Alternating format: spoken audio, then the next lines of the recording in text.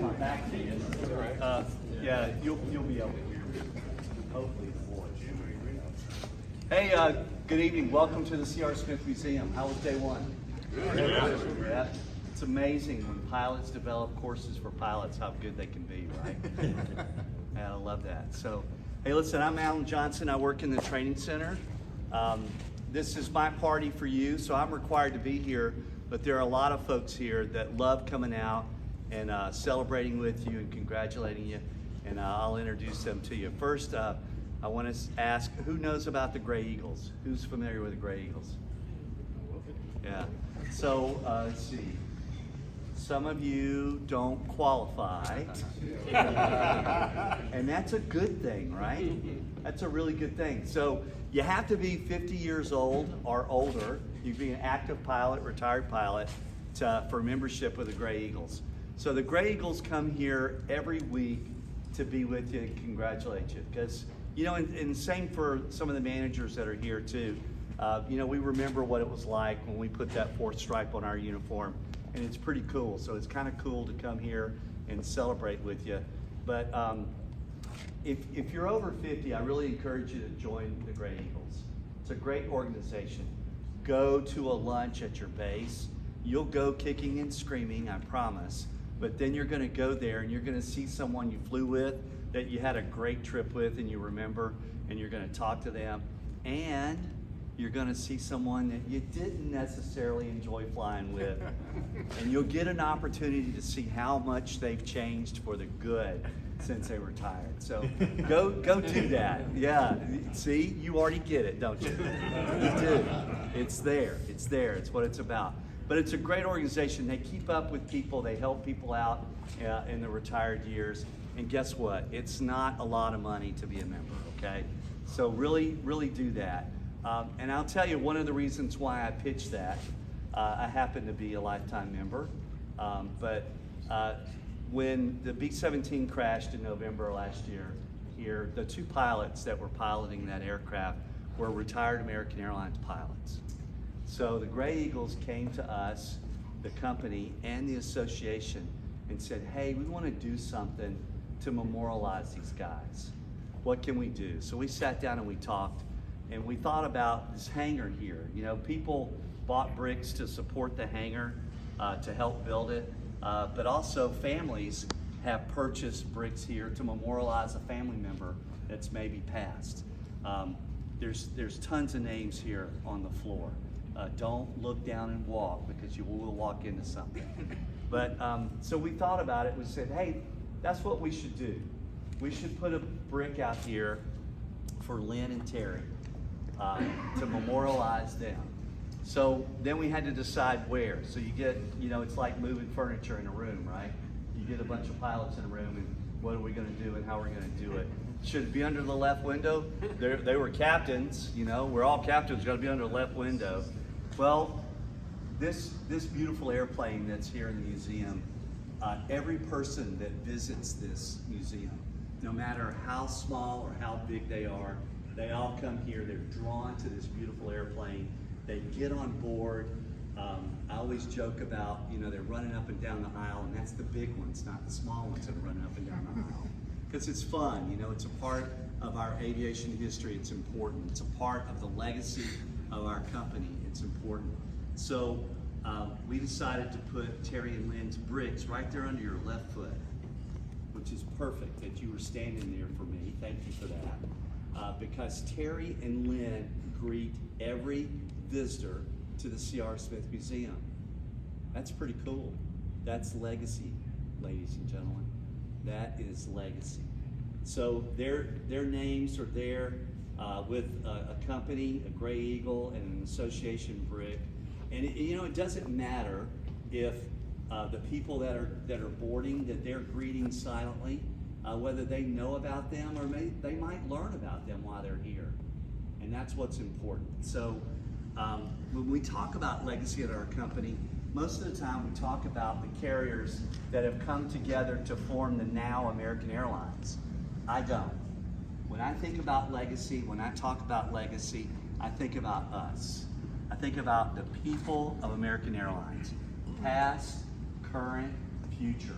not just the pilots, but everyone that comes together in our company to make it really an exceptional place. So now that's your charge, right? What are you going to do in your role as a new captain here at American Airlines and soon to be a long-term captain at American Airlines to maintain that legacy and to build it? So I would tell you the first thing it is be proud of where you come from. Doesn't matter if you're corporate, if you're military, if you're cargo, if you came from the Holy Ones, it just doesn't matter. Bring that experience, bring that understanding, that legacy that you have to our group. Because when you do that, you make us better. When we share who and everything we are about pilots, we become a better group. It's just, it's magical. If you don't believe me, try it. Try it for 12 months. I'll give you a refund if it doesn't work. Okay? All right? And the other thing is that, being a captain in American Airlines should be fun. Doesn't always seem fun, but it really is. So in 8 months, if you're out there flying the line and you're not having fun, call me. Call me, we'll talk about what you're doing and what things are going on. I might have some tips because it should be a kick in the pants to be a captain here. So I want to recognize our Gray Eagles that are here tonight to congratulate you. And I'm just going to start in the line here. We got Alan, Mike, Charlie. We actually tonight we have the president of the Gray Eagles with us. Steve is with us here tonight. Bob. Who did I miss? Oh, Steve, right here in front of him.